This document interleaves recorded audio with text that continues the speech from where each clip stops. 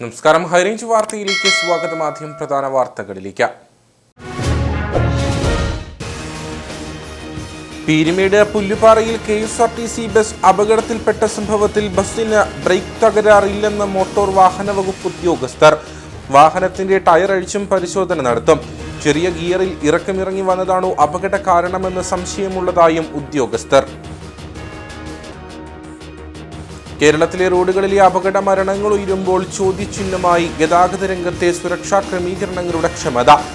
ഹൈറേഞ്ചിലെ അപകട വളവുകളിൽ സ്ഥാപിച്ചിരിക്കുന്ന ഇരുമ്പ് ക്രാഷ് ബാരിയറുകൾക്ക് പകരം റോളർ ക്രാഷ് ബാരിയറുകൾ ഉപയോഗിച്ചാൽ ഒരു പരിധിവരെ അപകടങ്ങളുടെ ആഘാതം കുറയ്ക്കാനാകുമെന്ന് വിലയിരുത്തൽ. കട്ടപ്പന ടൗണിലെ മാലിന്യം നീക്കം ചെയ്യുന്നതുമായി ബന്ധപ്പെട്ട് നഗരസഭയിൽ വ്യാപാരികളുമായി ചർച്ച നടന്നു. നഗരത്തിലെ ജൈവ മാലിന്യം നീക്കാൻ സ്വകാര്യ ഏജൻസിക്ക് നഗരസഭാ അധികൃതർ അനുമതി നൽകിയത് കഴിഞ്ഞ ദിവസം മുതൽ. ടാപ്പിങ്ങിന് തൊഴിലാളികളെ കിട്ടാനില്ലാതെ വന്നതോടെ ഹൈറേഞ്ചിലെ റബ്ബർ കർഷകർ പ്രതിസന്ധിയിൽ. ഇതോടെ പല കർഷകരും റബ്ബർ മരം വെട്ടിനീക്കി മറ്റു കൃഷിയിലേക്ക് മാറി. പ്രതിസന്ധിക്ക് കാരണം പുതിയ തലമുറ ടാപ്പിംഗ് തൊഴിൽ രംഗത്തേക്ക് വരാൻ വിമുഖത പുലർത്തുന്നതും അയൽ സംസ്ഥാന തൊഴിലാളികൾക്ക് ടാപ്പിംഗ് വശമില്ലാത്തതും. വിശദമായ വാർത്തകളിലേക്ക്. പീരുമേട് പുല്ലുപാറയിലെ KSRTC ബസ് അപകടത്തിൽ ബസ്സിന് ബ്രേക്ക് തകരാറില്ലെന്ന് മോട്ടോർ വാഹന വകുപ്പ് ഉദ്യോഗസ്ഥർ അറിയിച്ചു. വാഹനത്തിന്റെ ടയർ അഴിച്ചും പരിശോധന നടത്തും. ചെറിയ ഗിയറിൽ ഇറങ്ങി വന്നതാണോ അപകട കാരണമെന്ന് സംശയമുള്ളതായും ഉദ്യോഗസ്ഥർ വ്യക്തമാക്കി. തിങ്കളാഴ്ച വെളുപ്പിന് 6:30യോടെയാണ് കുട്ടിക്കാനത്തിന് സമീപം പുല്ലുപാറയിൽ വെച്ച KSRTC ബസ് അപകടത്തിൽപ്പെട്ടത്. ഞായറാഴ്ച പുലർച്ചെ 34 യാത്രക്കാരുമായി മാവേലിക്കരയിൽ നിന്ന് തഞ്ചാവൂരിലേക്ക് പോയി അവിടെ നിന്നും മടങ്ങി വരുന്നതിനിടയിലാണ് ബസ് അപകടത്തിൽപ്പെട്ടത്. അപകടത്തിൽ മാവേലിക്കര സ്വദേശികളായ രമാമോഹൻ, അരുൺ ഹരി, സംഗീത, ബിന്ദു എന്നിവർ മരിച്ചിരുന്നു. ബസിന്റെ ബ്രേക്ക് നഷ്ടമായതാണ് അപകട കാരണമെന്ന് ഡ്രൈവർ അറിയിച്ചിരുന്നു. അപകടത്തിൽപ്പെട്ട ബസ് കഴിഞ്ഞ ദിവസം രാത്രിയോടെ പെരുവന്താനം പോലീസ് സ്റ്റേഷനിലേക്ക് മാറ്റി. തുടർന്നാണ് മോട്ടോർ വാഹന വകുപ്പ് ഉദ്യോഗസ്ഥർ പരിശോധന നടത്തിയത്. ബസ്സിന് ബ്രേക്ക് തകരാർ ഇല്ലെന്നാണ് മോട്ടോർ വാഹന വകുപ്പിന്റെ നിഗമനം. ബസ്സിന് സ്പീഡ് ഗവർണർ ഉണ്ടായിരുന്നു. വാഹനത്തിന്റെ ടയർ അഴിച്ച് പരിശോധന നടത്തും. ചെറിയ ഗിയറിൽ ഇറങ്ങി വന്നതാണോ അപകട കാരണമെന്ന് സംശയമുള്ളതായും മോട്ടോർ വാഹന വകുപ്പ് ഉദ്യോഗസ്ഥർ അറിയിച്ചു. കേരളത്തിലെ റോഡുകളിലെ അപകട മരണങ്ങൾ ഉയരുമ്പോൾ ഗതാഗത രംഗത്തെ സുരക്ഷാ ക്രമീകരണങ്ങളുടെ ക്ഷമത ചോദ്യചിഹ്നമാകുകയാണ്. ഹൈറേഞ്ചിലെ പാതയിലെ വളവുകളിൽ ഒളിഞ്ഞിരിക്കുന്ന അപകടക്കെണികൾ നിരവധി ജീവനുകളാണ് കവർന്നെടുക്കുന്നത്. എന്നാൽ കേരളത്തിന്റെ അയൽ സംസ്ഥാനമായ തമിഴ്നാട്ടിലെ അപകട വളവുകളിൽ വിപ്ലവകരമായ മാറ്റം കുറിച്ചുകൊണ്ടുള്ള സുരക്ഷാ ക്രമീകരണങ്ങൾ ഒരുക്കിക്കഴിഞ്ഞു. ഹൈറേഞ്ചിലെ അപകട വളവുകളിൽ സ്ഥാപിച്ചിരിക്കുന്ന ഇരുമ്പ് ക്രാഷ് ബാരിയറുകൾക്ക് പകരം റോളർ ക്രാഷ് ബാരിയറുകൾ ഉപയോഗിച്ചാൽ ഒരു പരിധിവരെ അപകടങ്ങളുടെ ആഘാതം കുറയ്ക്കാനാകും. റോളർ ക്രാഷ് ബാരിയർ സംവിധാനം ഒരുക്കിയിരിക്കുന്ന കമ്പം അന്തർ സംസ്ഥാന പാതയിലാണ് ഞാൻ നിൽക്കുന്നത്. മുമ്പ് നിരവധി ജീവനുകൾ നഷ്ടമായ പാത. എന്നാൽ തമിഴ്നാട് സർക്കാർ നിർമ്മിച്ചിരിക്കുന്ന ഈ സംവിധാനം അപകടങ്ങളുടെ വ്യാപ്തി കുറയ്ക്കുന്നു.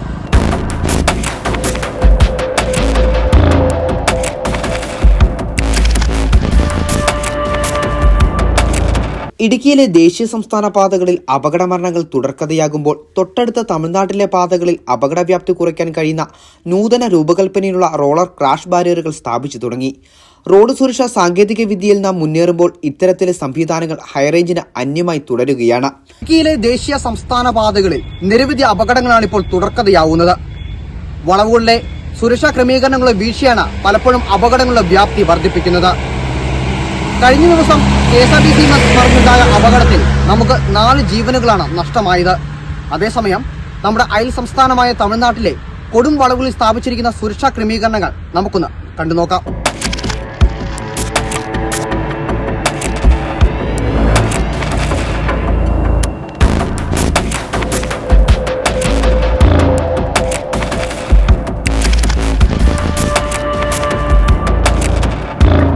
അന്തർ സംസ്ഥാന പാതയായ കമ്പം റോഡിലെ ഹെയർപിൻ വളവുകളിലും അപകട സാധ്യതാ മേഖലകളിലുമാണ് റോളർ ക്രാഷ് ബാരിയറുകൾ സ്ഥാപിച്ചിരിക്കുന്നത്. ഇതര സംസ്ഥാന ശബരിമല തീർത്ഥാടകർ ഇടുക്കിയിലേക്ക് എത്തുന്ന പ്രധാന പാതയാണിത്. കൂടാതെ ഏറ്റവും തിരക്കേറിയ അന്തർ സംസ്ഥാന പാതയും. യാത്രക്കാരുടെ സുരക്ഷ കണക്കിലെടുത്താണ് വിപ്ലവകരമായ സുരക്ഷാ സംവിധാനമായ റോളർ ക്രാഷ് ബാരിയർ സ്ഥാപിച്ചിരിക്കുന്നത്. ഇതിലൂടെ റോഡിലെ വളവുകളിലുണ്ടാകുന്ന അപകട മരണങ്ങൾ 95% കുറയ്ക്കാനാകുമെന്നാണ് പഠനം. വാഹനം നിയന്ത്രണം നഷ്ടമായി ബാരിയറിൽ ഇടിക്കുമ്പോൾ കറങ്ങുന്ന ബാരലുകൾ വാഹനത്തെ ട്രാക്കിലേക്ക് തിരികെ എത്തിക്കുന്നു. ഇതിലൂടെ ആഘാതശക്തി കുറയുന്നതിനൊപ്പം കരുത്തുള്ള ബീമുകൾ വാഹനത്തെ തടഞ്ഞു നിർത്തുന്നു.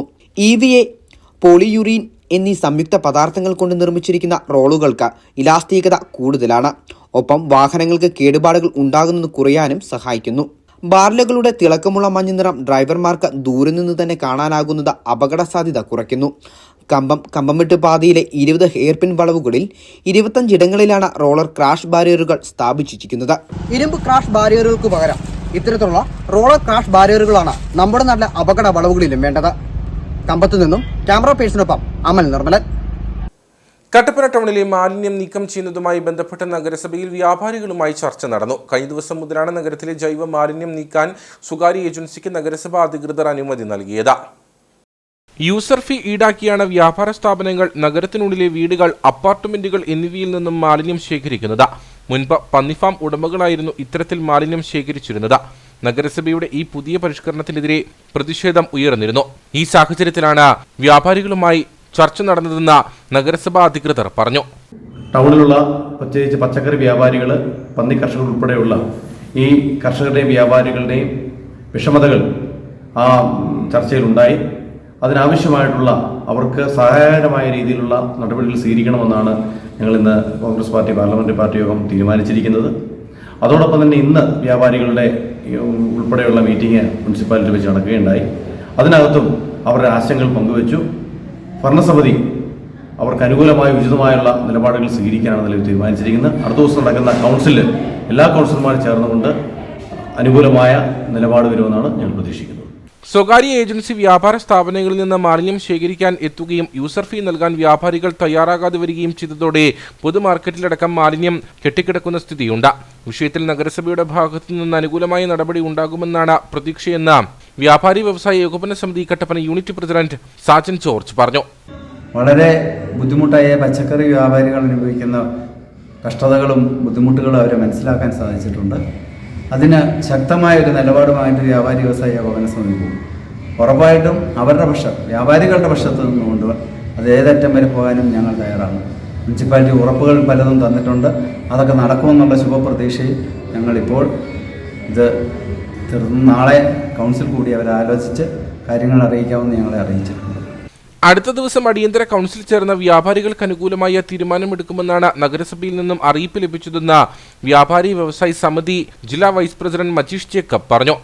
ചർച്ചയിൽ അടിയന്തര പ്രാധാന്യത്തോടുകൂടി നാളെ കൗൺസിലിൽ ചർച്ച ചെയ്ത് വ്യാപാരികൾക്ക് അനുകൂലമാകുന്ന രീതിയിലും പൊതുജനങ്ങൾക്ക് അനുകൂലമാകുന്ന രീതിയിൽ ഒരു തീരുമാനമെടുക്കാമെന്ന് കട്ടപ്പന നഗരസഭയെ അറിയിച്ചിട്ടുണ്ട്. ആ ഒരു രീതിയിലുള്ള തീരുമാനമെടുത്ത് ഈ വ്യാപാര സമൂഹത്തെ സംരക്ഷിക്കണമെന്നും കട്ടപ്പന നഗരസഭയെ വ്യാപാരി വ്യവസായ സമിതി അറിയിച്ചിട്ടുണ്ട്. ഈ നിലപാടിൽ ഞങ്ങൾ ഉറച്ചു നിൽക്കുകയും ഈ വ്യാപാരികളോടൊപ്പം തുടർന്നും ഈ സമര പരിപാടികളുമായിട്ട് ഇതിനൊരു തീരുമാനം ഉണ്ടാകുന്നത് വരെ ഉണ്ടാകുമെന്നും വ്യാപാരി വ്യവസായ സമിതി അറിയിക്കുന്നു. വ്യാപാരികൾക്കും പൊതുജനങ്ങൾക്കും പ്രതിസന്ധി ഉണ്ടാകുന്ന സാഹചര്യത്തിലാണ് നഗരസഭയിൽ അടിയന്തര ചർച്ച നടന്നത്. ടാപ്പിംഗിന് തൊഴിലാളികളെ കിട്ടാനില്ലാതെ വന്നതോടെ ഹൈറേഞ്ചിലെ റബ്ബർ കർഷകർ പ്രതിസന്ധിയിൽ. പല തോട്ടങ്ങളും ടാപ്പിംഗ് നടത്താതെ വെറുതെ ഇട്ടിരിക്കുകയാണ്. ഇതിനു പുറമെ പല കർഷകരും റബ്ബർ മരം വെട്ടി നീക്കി മറ്റു കൃഷിയിലേക്ക് മാറുന്ന സാഹചര്യവുമുണ്ട്. പുതിയ തലമുറ ടാപ്പിംഗ് തൊഴിൽ രംഗത്തേക്ക് വരാൻ വിമുഖത പുലർത്തുന്നതും അയൽ സംസ്ഥാന തൊഴിലാളികൾക്ക് ടാപ്പിംഗ് അത്ര വശമില്ലാത്തതുമാണ് പ്രതിസന്ധിക്ക് കാരണം. പഴയ തൊഴിലാളികൾ മാത്രമാണ് ഈ തൊഴിൽ രംഗത്തുള്ളത്. തൊഴിലാളികളുടെ കുറവ് മൂലം പല തോട്ടങ്ങളും ടാപ്പിംഗ് നടത്താതെ വെറുതെ ഇട്ടിരിക്കുകയാണ്. ഇതിനു പുറമെ പല കർഷകരും റബ്ബർ മരം വെട്ടി നീക്കി മറ്റു കൃഷിയിലേക്ക് മാറുന്ന സാഹചര്യവുമുണ്ട്. ചെറുകിട ഇടത്തരം കർഷകരാണ് ഏറെയും പ്രതിസന്ധിയിലായിരിക്കുന്നത്. ഇവരിൽ പലരും സ്വന്തമായി ടാപ്പിംഗ് ചെയ്യാൻ സന്നദ്ധരാണെങ്കിലും പരിചയക്കുറവ് കറയുൽപാദനത്തെ പ്രതികൂലമായി ബാധിക്കുന്നു. ടാപ്പിംഗ് തൊഴിലാളികൾക്ക് മരം 1-ന് 2 രൂപയാണ് കൂലി. പാലെടുത്ത് ഉറയൊഴിച്ചു കൊടുത്താൽ 3.5 രൂപ കിട്ടും. രാവിലത്തെ ഉറക്കം കളഞ്ഞ് പണിക്കിറങ്ങുമ്പോഴും തുച്ഛമായ വരുമാനമാണ് ലഭിക്കുന്നതെന്ന് തൊഴിലാളികൾ പറയുന്നു. മറ്റ് കാർഷിക ജോലികൾക്ക് 800 രൂപ വരെ കൂലി കിട്ടും. രാവിലെ 8-ന് ജോലിക്കിറങ്ങിയാൽ മതി. ടാപ്പിംഗ് തൊഴിലാളികളുടെ ക്ഷാമം പരിഹരിക്കാൻ അയൽ സംസ്ഥാന തൊഴിലാളികളെ ടാപ്പിംഗ് പഠിപ്പിച്ച രംഗത്തിറക്കാൻ റബ്ബർ ബോർഡ് ശ്രമം നടത്തിയെങ്കിലും പരാജയപ്പെട്ടിരുന്നു. ടാപ്പിംഗ് പഠിച്ച ആരും തന്നെ ഈ തൊഴിൽ ചെയ്യാൻ തയ്യാറല്ല. അവർ പ്രതീക്ഷിക്കുന്ന വരുമാനമില്ലാത്തതാണ് കാരണം. വിലയിടിവിനൊപ്പം ടാപ്പിംഗ് തൊഴിലാളികളുടെ ലഭ്യത കുറവ് കൂടിയാകുമ്പോൾ റബ്ബർ ഉൽപാദനത്തെ പ്രതികൂലമായി ബാധിക്കുമെന്ന് കർഷകർ പറയുന്നു. രാജകുമാരിയിൽ LDF സർക്കാരിനെതിരെ ജനകീയ വിചാരണ നടന്നു. കോൺഗ്രസ് ഉടുമ്പൻചോല മണ്ഡലം കമ്മിറ്റിയുടെ നേതൃത്വത്തിലാണ് പരിപാടി സംഘടിപ്പിച്ചത്. രണ്ടാം പിണറായി സർക്കാരിനെ പോലൊരു ദുരന്തം കേരളത്തിന്റെ ചരിത്രത്തിൽ ഉണ്ടായിട്ടില്ലെന്ന് പരിപാടിയുടെ സമാപന സമ്മേളനം ഉദ്ഘാടനം ചെയ്തുകൊണ്ട് മുൻ പ്രതിപക്ഷ നേതാവ് രമേശ് ചെന്നിത്തല ആരോപിച്ചു. പിണറായി സർക്കാരിന് ഇടുക്കിയിലെ ജനങ്ങളോട് ബാധ്യത ഇല്ലെന്നതിന്റെ തെളിവാണ് ഇടുക്കിയെ മാത്രം പ്രതികൂലമായി ബാധിക്കുന്ന 30 കരിനിയമങ്ങളെന്നും ചെന്നിത്തല പറഞ്ഞു. പ്രതിഷേധ സമരത്തിന്റെ പേരിൽ PV അൻവർ MLA അറസ്റ്റ് ചെയ്ത പിണറായി സർക്കാരാണ് നിയമസഭ തല്ലിപ്പൊളിച്ചവരെ മന്ത്രിയാക്കിയത്. രാജകുമാരിയിൽ മാത്രമല്ല സംസ്ഥാനത്തെങ്ങും ഓരോ ദിവസവും ജനവിരുദ്ധ സർക്കാരിനെതിരെ വിചാരണ നടത്താൻ ജനങ്ങൾ തയ്യാറായിരിക്കുകയാണെന്നും രമേശ് ചെന്നിത്തല പറഞ്ഞു. കേരളത്തിന്റെ ചരിത്രത്തിൽ ഇതുപോലെ ഒരു ദുരന്തം ഉണ്ടായിട്ടില്ല എന്നതാണ് സത്യം. രണ്ടാം പിണറായി ഗവൺമെന്റ്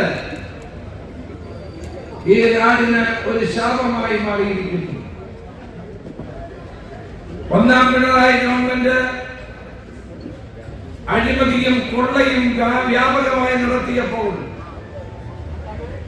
രണ്ടാം പിണറായി ഗവൺമെന്റ് അഴിമതിയും കൊള്ളയും വ്യാപകമാക്കിയത് മാത്രമല്ല, നിഷ്ക്രിയത്വത്തിന്റെ തടവറയിൽ ജീവിക്കുന്നു എന്നതും ഏറ്റവും പ്രധാനപ്പെട്ട കാര്യമാണ്. ഭേദഗതി വരുത്താൻ വേണ്ടി 2023 കൊണ്ടുവന്ന ഭേദഗതി നിയമം ചട്ടങ്ങൾ ഉണ്ടാക്കാത്തത് കൊണ്ട് നടപ്പായിട്ടില്ല. ആരാണ് ഉത്തരവാദി? ഈ ഗവൺമെന്റ്. ഈ ചട്ടങ്ങൾ വരാത്തത് കൊണ്ട് റെഗുലറൈസ് ചെയ്യാൻ കഴിയുന്നില്ല അല്ലെ? അതിന്റെ ഫലമായി എപ്പോഴും നിർമ്മാണ പ്രവർത്തനങ്ങൾ നടത്താനോ മറ്റാവശ്യങ്ങൾക്ക് വേണ്ടി ഭൂമി ഉപയോഗിക്കാനോ കഴിയാത്ത അവസ്ഥയിലാണ്. ആരാണ് ഉത്തരവാദി? CHR മേഖല മുഴുവൻ വനമേഖലയാകുന്ന അവസ്ഥയിലേക്ക് കാര്യങ്ങൾ എത്തുന്നത് ഇടുക്കി ജില്ലയുടെ ജീവിതത്തെ എത്രമാത്രം ബാധിക്കും എന്നുള്ള കാര്യം നിങ്ങൾ മനസ്സിലാക്കണം. യോഗത്തിൽ മുഖ്യമന്ത്രി പിണറായി വിജയൻ, മന്ത്രിമാരായ AK Saseendran, Roshy Augustine, MM Mani MLA എന്നിവരെ പ്രതീകാത്മകമായി വിചാരണ നടത്തി. തെളിയിക്കാൻ കഴിഞ്ഞിരിക്കുന്നതിനാൽ പ്രതികൾ കുറ്റക്കാരാണ് എന്ന് കോടതിക്ക് ബോധ്യപ്പെട്ടിരിക്കുന്നു. ആയതുകൊണ്ട് പ്രതികൾക്കുള്ള ശിക്ഷ അടുത്ത സിറ്റിംഗിൽ 10/1/2025 നടക്കുന്ന സിറ്റിംഗിൽ വിധിക്കുന്നതായിരിക്കും. കോടതി നടപടികൾ സമാപിക്കും. ഡീൻ കുര്യാക്കോസ് MP, UDF ജില്ലാ ചെയർമാൻ ജോയി വെട്ടിക്കുഴി തുടങ്ങി നിരവധി നേതാക്കളും പരിപാടിയിൽ പങ്കെടുത്തു. PA രാജു അനുസ്മരണം വണ്ടിപ്പെരിയാറിൽ നടന്നു. CPM സംസ്ഥാന സെക്രട്ടേറിയറ്റ് അംഗവും ഉടുമ്പൻചോല MLAയുമായി MM മണി ഉദ്ഘാടനം ചെയ്തു. കോൺഗ്രസുകാർ രാജ്യം ഭരിച്ച് ഒടുവിൽ മഹാത്മാഗാന്ധിയെ വധിച്ച വർഗീയ ശക്തികളുടെ കയ്യിൽ ഭരണം എത്തിച്ചെന്ന് അദ്ദേഹം പറഞ്ഞു. PA രാജുവിന്റെ 8ാമത് അനുസ്മരണ സമ്മേളനമാണ് വണ്ടിപ്പെരിയാറിൽ നടന്നത്. റെഡ് വോളണ്ടിയർ മാർച്ചോടെയായിരുന്നു അനുസ്മരണ സമ്മേളനത്തിന് തുടക്കമായത്. വണ്ടിപ്പെരിയാർ പഞ്ചായത്ത് ബസ് സ്റ്റാൻഡിൽ നടന്ന സമ്മേളനം CPM സംസ്ഥാന സെക്രട്ടേറിയറ്റ് അംഗവും ഉടുമ്പൻചോല MLAയുമായ MM മണി ഉദ്ഘാടനം ചെയ്തു. കോൺഗ്രസുകാർ ഭരിച്ച് രാജ്യഭരണം ഇപ്പോൾ മഹാത്മാഗാന്ധിയെ വധിച്ച വർഗീയ ശക്തികളുടെ കയ്യിൽ എത്തിച്ചിരിക്കുകയാണെന്ന് അദ്ദേഹം ആരോപിച്ചു. നരേന്ദ്രമോദി മഹാത്മാഗാന്ധിയെ കൊന്ന സാമാജിക സംഘത്തിന്റെ പിന്മുറക്കാരൻ ഇന്ത്യ ഭരിക്കുന്നു. ഗാന്ധിജി വധം നടത്തിയ ഈ രാജ്യത്ത് ലക്ഷക്കണക്കിന് ന്യൂനപക്ഷങ്ങളെ കണ്ണാമ്പ് ചെയ്യുന്ന സംഘം ഇന്ത്യ ഭരിക്കുന്നു എന്ന നാണക്കേടിലാണ് ഇന്ന് ഇന്ത്യയിൽ നിന്ന് പെട്ടിരിക്കുന്നത്. ഗാന്ധി ശിഷ്യന്മാർ നെഹ്റുവിന്റെ മകനും എല്ലാം ഇതിലും കിടന്നും നിരങ്ങി ഭരിച്ച് അവസാനം ഗാന്ധിജിയെ കൊണ്ട സാമാജികന്മാരുടെ കയ്യിൽ എത്തിച്ചു കൊടുത്ത ദുരന്തമാണ് ഇന്ത്യക്കാരായ നമ്മൾ, ദേശാഭിമാനികളായ നമ്മൾ ഇന്ന് നേരിടുന്ന കാര്യം ഒരു നാണക്കേടാണ് എന്ന കാര്യം ജാഗ്രത ഓർമ്മപ്പെടുത്തുവാൻ ആഗ്രഹിക്കുന്നു. അനുസ്മരണ സമ്മേളനത്തിൽ PTT union general secretary M Thangadurai അധ്യക്ഷനായിരുന്നു. CPM ഇടുക്കി ജില്ലാ സെക്രട്ടറി CV വർഗീസ് മുഖ്യപ്രഭാഷണം നടത്തി. CPM ജില്ലാ സെക്രട്ടേറിയറ്റ് അംഗം R തിലകൻ, ജില്ലാ കമ്മിറ്റി അംഗങ്ങളായ G Vijayanand, KM Usha, Peermade area secretary S Sabu, area committee അംഗം അരുൺകുമാർ തുടങ്ങിയവർ സംസാരിച്ചു. നിരവധി ആളുകൾ അനുസ്മരണ സമ്മേളനത്തിൽ പങ്കെടുത്തു. പരിവർത്തിത ക്രൈസ്തവർക്ക് പട്ടികജാതി സ്റ്റാറ്റസ് അനുവദിക്കുക എന്ന ആവശ്യം ഉന്നയിച്ച് പരിവർത്തിത ക്രൈസ്തവ അവകാശ സംരക്ഷണ സമിതിയുടെ ആഭിമുഖ്യത്തിൽ സാമൂഹ്യനീതി കോൺഫറൻസ് കട്ടപ്പനയിൽ നടന്നു. RMS സ്പൈസസ് ഓഡിറ്റോറിയത്തിൽ നടന്ന യോഗം Anglican church archbishop reverend doctor Levi Joseph Aikkara ഉദ്ഘാടനം നിർവഹിച്ചു. കഴിഞ്ഞ 74 വർഷക്കാലമായി ഇന്ത്യയിൽ പരിവർത്തിത ക്രൈസ്തവർക്ക് സാമൂഹ്യനീതി റദ്ദു ചെയ്തിരിക്കുകയാണ്. സാമൂഹ്യവും രാഷ്ട്രീയവുമായ മേഖലയിൽ യാതൊരുവിധ പ്രാതിനിധ്യവും ലഭിക്കാത്ത അവസ്ഥയാണ് ഈ വിഭാഗക്കാർക്ക്. മറ്റ് വിഭാഗങ്ങളെ അപേക്ഷിച്ച് സാമ്പത്തികമായും വിദ്യാഭ്യാസപരമായും ഏറെ പിന്നിലാണ്. 1950 ഒരു പ്രസിഡൻഷ്യൽ ഓർഡർ വഴിയാണ് പരിവർത്തിത ക്രൈസ്തവരുടെ പട്ടികജാതി പദവി റദ്ദു ചെയ്തിരിക്കുന്നത്. ഒരു വിഭാഗത്തിന് മതത്തിന്റെയും വിശ്വാസത്തിന്റെയും പേരിൽ പരിവർത്തിത ക്രൈസ്തവർക്ക് സാമൂഹ്യനീതി നിഷേധിക്കുന്നത് ഭരണഘടനാ വിരുദ്ധവും സാമൂഹ്യനീതിയുടെ ലംഘനവുമാണെന്ന് 1950കളിൽ തന്നെ വിമർശിക്കപ്പെട്ടിരുന്നു. കട്ടപ്പനയിൽ നടന്ന സാമൂഹ്യനീതി conference Anglican church archbishop reverend doctor Levi Joseph Aikkara ഉദ്ഘാടനം ചെയ്തു. ഇപ്പോൾ 30-35 ലക്ഷം പരിവർത്തന ക്രൈസ്തവർ ഈ കേരളത്തിലുണ്ട് എന്നാണ് പറയുന്നത്. കൃത്യമായ ഒരു കണക്കെടുപ്പൊന്നും ഉണ്ടായിട്ടില്ല. അപ്പോൾ തീർച്ചയായും ജാതി അനുസരിച്ചുള്ള സെപ്പറേറ്റ് ആയിട്ടുള്ള സെൻസസ് എടുക്കണം എന്നുള്ള മുദ്രാവാക്യവും നാം തീർച്ചയായും മുന്നോട്ട് വെച്ചുകൊണ്ട് പരിവർത്തന ക്രൈസ്തവരുടെ ജാതി തിരിച്ചുള്ള സെൻസസ് എടുക്കണം എന്ന് തീർച്ചയായും നാം ആശയം മുന്നോട്ട് വെച്ചുകൊണ്ടും നമ്മുടെ പ്രക്ഷോഭണ പരിപാടികൾക്ക് നേതൃത്വം നടത്തണം. അങ്ങനെ 35 ലക്ഷം അല്ലെ 20 ലക്ഷം എന്ന് പറഞ്ഞാൽ 20 ലക്ഷം ആളുകൾ ഉണ്ടെങ്കിൽ അവർ ചിതറിക്കിടക്കുന്നവരാണെങ്കിലും ഒരു 5 ലക്ഷം പേരെ ഒരുമിച്ച് നിർത്തുവാൻ നമുക്ക് കഴിഞ്ഞാൽ തീർച്ചയായും ഒരാളെയെങ്കിലും നമുക്ക് നിയമസഭയിൽ എത്തിക്കുവാൻ സാധിക്കും. അങ്ങനെ ഒരാൾ നിയമസഭയിൽ എത്താൻ കഴിഞ്ഞാൽ തീർച്ചയായും നമ്മുടെ ശബ്ദം നിയമസഭയിൽ ഉയർത്തിക്കൊണ്ടുവരുവാൻ നമുക്ക് കഴിയും. അങ്ങനെ നമ്മുടെ ലക്ഷ്യസ്ഥാനത്തേക്ക് എത്താൻ സാധിക്കും. പരിവർത്തിത ക്രൈസ്തവരുടെ ഐക്യവും ആത്മബോധവും തട്ടിയുണർത്തുന്നതിനും പൊതുസമൂഹത്തെ ക്രിയാത്മകമായി ബോധ്യപ്പെടുത്തുന്നതിനുമാണ് പരിവർത്തിത ക്രൈസ്തവ അവകാശ സംരക്ഷണ സമിതി ക്യാമ്പയിൻ സംഘടിപ്പിച്ചത്. ഡോക്ടർ സൈമൺ ജോൺ വിഷയം അവതരിപ്പിച്ചു. തുടർന്ന് രക്ഷാധികാരി റിജി കുവക്കാട്, സാജു വള്ളക്കടവ്, സിബി മാഞ്ഞൂർ, ഷാജി കഞ്ഞിക്കുഴി, ഷിബി പള്ളിപ്പറമ്പിൽ തുടങ്ങിയവർ സംസാരിച്ചു. കട്ടപ്പന പുതിയ ബസ് സ്റ്റാൻഡിന് സമീപം സ്വകാര്യ വ്യക്തി തോട് നികത്തിയതായി പരാതി. ഇതോടെ 10ഓളം കുടുംബങ്ങൾ ഉപയോഗിക്കുന്ന കിണറുകളിൽ ചെളിവെള്ളം നിറയുകയാണ്. കട്ടപ്പന പുതിയ ബസ് സ്റ്റാൻഡ് ബാല ഹോസ്പിറ്റൽ റോഡിനോട് ചേർന്നാണ് സ്വകാര്യ വ്യക്തി പതിറ്റാണ്ടുകളായി ഒഴുകുന്ന കൈത്തോട് രാത്രിയുടെ മറവിൽ മണ്ണിട്ട് നികത്തിയത്. യാതൊരുവിധ മാനദണ്ഡങ്ങളും പാലിക്കാതെയാണ് നിർമ്മാണം നടത്തിയതെന്നാണ് പരാതി. തോട് മൂടിയതോടെ സമീപത്തെ കിണറുകളിൽ ചെളിവെള്ളം നിറഞ്ഞ ഉപയോഗശൂന്യമായതായി പ്രദേശവാസികൾ പറഞ്ഞു. ഉപയോഗിച്ചുകൊണ്ടിരിക്കുന്ന വെള്ളമാണ്. ഈ ഒരു സംഭവം വന്നേ പിന്നെ ആ വെള്ളം മുഴുവൻ കലങ്ങി. ആ ഒരു ഓടെ വെട്ടിട്ട് പോകാൻ അവരോട് പറഞ്ഞതാണ്. അവരതുപോലും കേൾക്കാതെ അത് അങ്ങനെ തന്നെ ഇട്ടേച്ച് ഓടുമായിരുന്നു. ഞങ്ങൾ പറഞ്ഞു ഞങ്ങൾ കയ്യും തന്നിച്ച് അവർ ഓടിക്കളഞ്ഞു. 10ഓളം കുടുംബങ്ങൾ വെള്ളം ശേഖരിക്കുന്ന 2 കിണറുകളിലാണ് ഇപ്പോൾ മലിനജലം നിറഞ്ഞിരിക്കുന്നത്. പരാതിയെ തുടർന്ന് വില്ലേജ് നഗരസഭ അധികൃതർ സ്ഥലത്തെത്തി നിർമ്മാണം നിർത്തിവെപ്പിച്ചതായും നാട്ടുകാർ പറഞ്ഞു.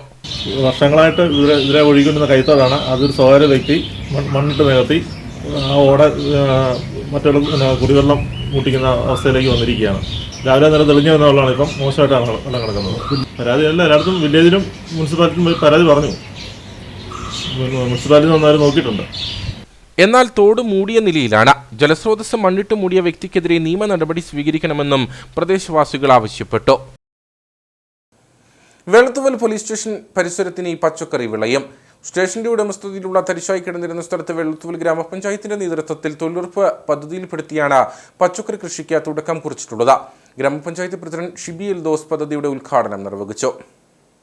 വെള്ളത്തുവൽ പോലീസ് സ്റ്റേഷൻ പരിസരത്ത് തരിശായി കിടന്നിരുന്ന ഭൂമിയിലാണ് പച്ചക്കറി കൃഷി ആരംഭിച്ചിട്ടുള്ളത്. വെള്ളത്തുവൽ ഗ്രാമപഞ്ചായത്ത് 12ാം വാർഡിലെ തൊഴിലുറപ്പ് പദ്ധതിയിൽപ്പെടുത്തിയാണ് പച്ചക്കറി കൃഷിക്ക് തുടക്കം കുറിച്ചിട്ടുള്ളത്. തരിശായി കിടന്നിരുന്ന ഭൂമി പ്രയോജനപ്പെടുത്തുകയെന്ന ലക്ഷ്യവും ഈ പ്രയത്നത്തിന് പിന്നിലുണ്ട്. ഗ്രാമപഞ്ചായത്ത് പ്രസിഡന്റ് ഷിബി എൽദോസ് പദ്ധതിയുടെ ഉദ്ഘാടനം നിർവഹിച്ചു. നമ്മൾ വിഷരഹിത പച്ചക്കറിത്തോട്ടം അതും പോലീസ് സ്റ്റേഷൻ്റെ ഈ തരിശായി കിടക്കുന്ന ഈ ഭൂമി കണ്ടെത്തി അവിടെ നടാനായിട്ട് എടുത്ത നേതൃത്വം നൽകിയ വാർഡ് മെമ്പർ, അതേപോലെ തന്നെ കൃഷി ഓഫീസർ, നമ്മുടെ NRGയിലെ ഉദ്യോഗസ്ഥർ എല്ലാവരും അഭിനന്ദനം അർഹിക്കുന്നു.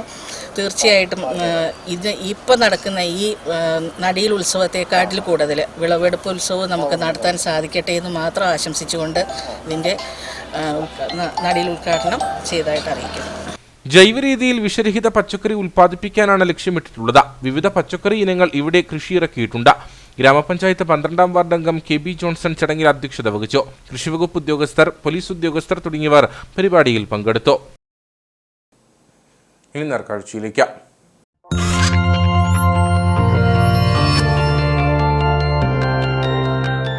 നേർക്കാഴ്ച നിങ്ങൾക്കായി അവതരിപ്പിക്കുന്നത് KG's Jewelry. കോട്ടയം കട സിൻസ് 1950. പരിശുദ്ധ സ്വർണം വിശ്വസ്ത കരങ്ങളിലൂടെ. കേരളത്തിനായി സ്വർണ്ണത്തിളക്കം ഇടിച്ചു നേടിയ ആവേശത്തിലാണ് പൂപ്പാറ സ്വദേശിയായ അനിൽ രവീന്ദ്രൻ. ദേശീയ ജീറ്റ് കുനൈദോ ചാമ്പ്യൻഷിപ്പിൽ ഡൽഹി താരത്തെ തറപറ്റിച്ചായിരുന്നു അനിലിന്റെ സുവർണ നേട്ടം. നേപ്പാളിൽ നടക്കുന്ന സൗത്ത് ഏഷ്യൻ ചാമ്പ്യൻഷിപ്പിൽ മത്സരിക്കാനുള്ള തയ്യാറെടുപ്പിലാണ് ഈ കൊച്ചുമിടുക്കൻ.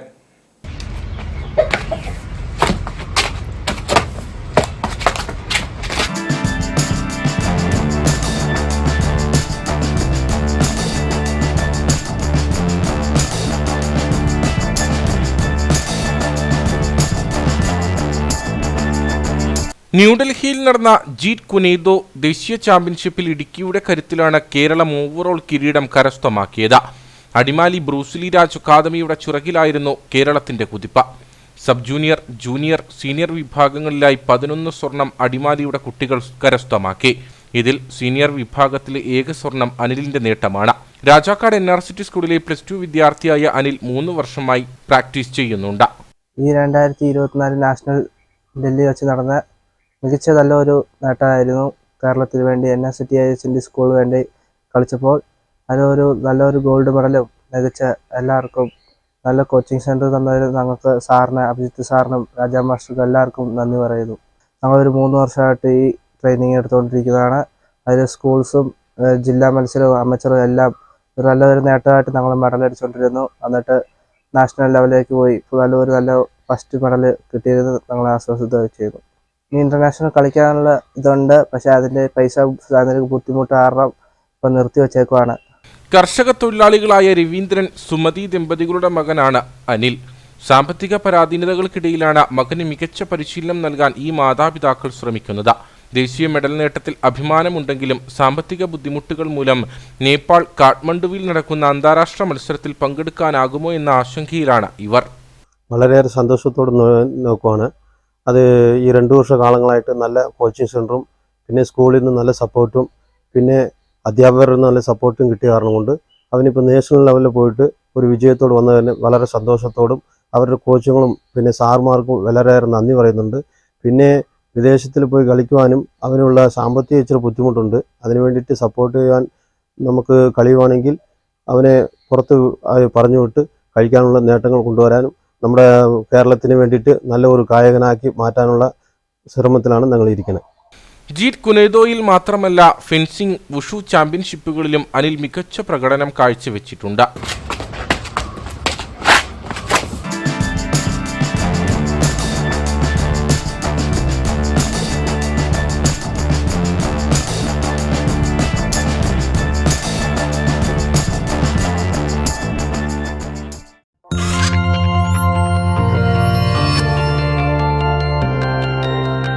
നേർക്കാഴ്ച നിങ്ങൾക്കായി അവതരിപ്പിച്ചത് KG's Jewelry, കോട്ടയം കട സിൻസ് 1950. പരിശുദ്ധ സ്വർണം വിശ്വസ്ത കരങ്ങളിലൂടെ. ഇനി കമ്പോള വില നിലവാരം.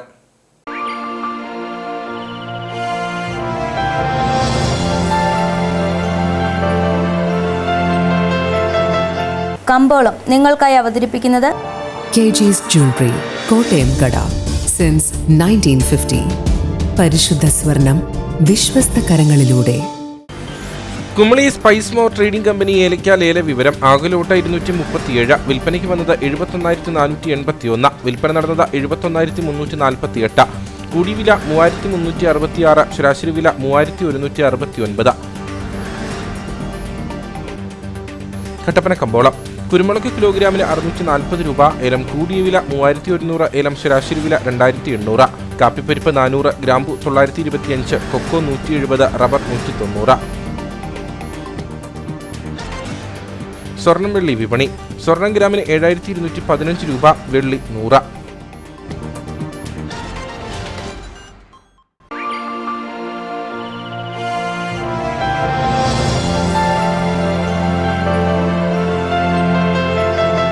കമ്പോളം നിങ്ങൾക്കായി അവതരിപ്പിച്ചത് KG's Jewelry, കോട്ടയം കട സിൻസ് 1950. പരിശുദ്ധ സ്വർണം വിശ്വസ്ത കരങ്ങളിലൂടെ. പ്രധാന വാർത്തകളിലേക്ക് ഒരിക്കൽ കൂടി. പീരുമേട് പുല്ലുപാറയിൽ KSRTC ബസ് അപകടത്തിൽപ്പെട്ട സംഭവത്തിൽ ബസ്സിന് ബ്രേക്ക് തകരാറില്ലെന്ന മോട്ടോർ വാഹന വകുപ്പ് ഉദ്യോഗസ്ഥർ. വാഹനത്തിന്റെ ടയർ അഴിച്ചും പരിശോധന നടത്തും. ചെറിയ ഗിയറിൽ ഇറക്കമിറങ്ങി വന്നതാണോ അപകട കാരണമെന്ന് സംശയമുള്ളതായും ഉദ്യോഗസ്ഥർ.